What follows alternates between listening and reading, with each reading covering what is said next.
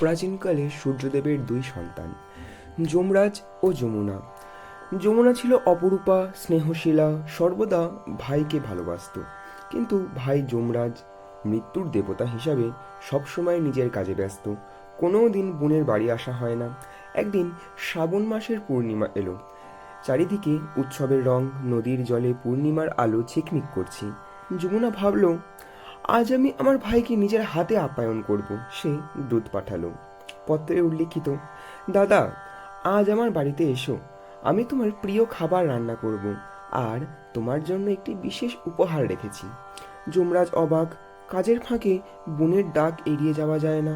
তিনি কালো গজে চেপে, গলায় মালা, হাতে দণ্ড নিয়ে জমপুরি থেকে যাত্রা করলেন। যমুনা ভাইকে দিকে আনন্দে ছুটে গেল। পা ধুয়ে সুন্দর আসনে বসালো। নানা রকম মিষ্টি, ফল, ক্ষীর পরিবেশন করলো।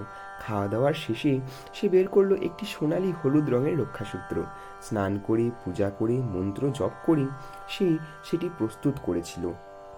যমুনা ধীরে ভাইয়ের ডান হাতে রাখি বাঁধল আর বলল, এই সুতোর প্রতিটি গিঁটে আছে আমার ভালোবাসা, প্রার্থনা। তুমি যেন সর্বদা সুরক্ষিত থাকো। দীর্ঘায়ু পাও দাদা। যমরাজ কিছুক্ষণ চুপ করে রইলেন। তারপর মিষ্টি হেসে বললেন, বোন, আমি মৃত্যুর দেবতা। কারও আয়ু আমিই নির্ধারণ করি। কিন্তু আজ থেকে আমি প্রতিশ্রুতি দিচ্ছি, যে ভাই এই দিনে নিজের বোনের কাছ থেকে রক্ষাসূত্র বাঁধবে, আমি তার আয়ু বৃদ্ধি করব। যত দিন সম্ভব অকাল মৃত্যু থেকে তাকে রক্ষা করব।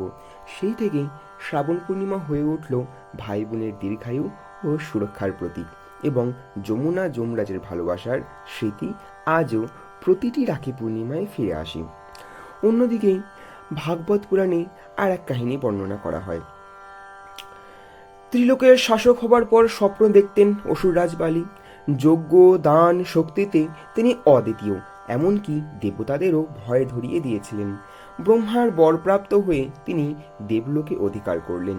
ঠিক তখন ভগবান বিষ্ণু এলেন বামন অবতারে, ক্ষুদ্র ব্রাহ্মণ রূপে। তিনি বললেন, মহারাজ, আমি কেবল 3 পা জমি চাই। বালি হাসলেন, মাত্র 3 পা? নাও ব্রাহ্মণ। তখন বামন 1 পা ফেললেন, ঢেকে গেল সমগ্র পৃথিবী। দ্বিতীয় পায়ে ঢেকে গেল স্বর্গ ও সমগ্র আকাশ। তৃতীয় পা রাখার কোনো জায়গা না পেয়ে বালি নিজের মাথা এগিয়ে দিলেন। বিষ্ণু তাকে পাতাল লোকে পাঠালেন, কিন্তু প্রতিশ্রুতি দিলেন, আমি তোমার দ্বার রক্ষক হয়ে থাকব। এদিকে বৈকুণ্ঠে লক্ষ্মীদেবী স্বামীর অনুপস্থিতিতে বিষণ্ণ। তিনি দেবর্ষি নারদের কাছে জানতে পারলেন বিষ্ণু পাতালে বালির প্রাসাদে রয়েছেন। নারদ দেবীকে একটি উপায় বাতলে দিলেন। তিনি বললেন, তুমি বালিকে ভাই রূপে গ্রহণ করো।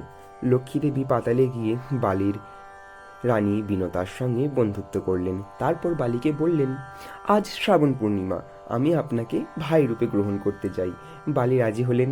লক্ষ্মী দেবী তাঁর হাতে রক্ষাসূত্র বাঁধলেন, মঙ্গল কামনা করলেন। বালি প্রতিশ্রুতি দিলেন, বোন, আজ থেকে তোমার যা কিছু চাওয়া সমস্ত কিছুই আমি পূর্ণ করব। লক্ষ্মী দেবী তখন ধীরে ধীরে বললেন, তাহলে আমার স্বামীকে ফিরিয়ে দাও দাদা।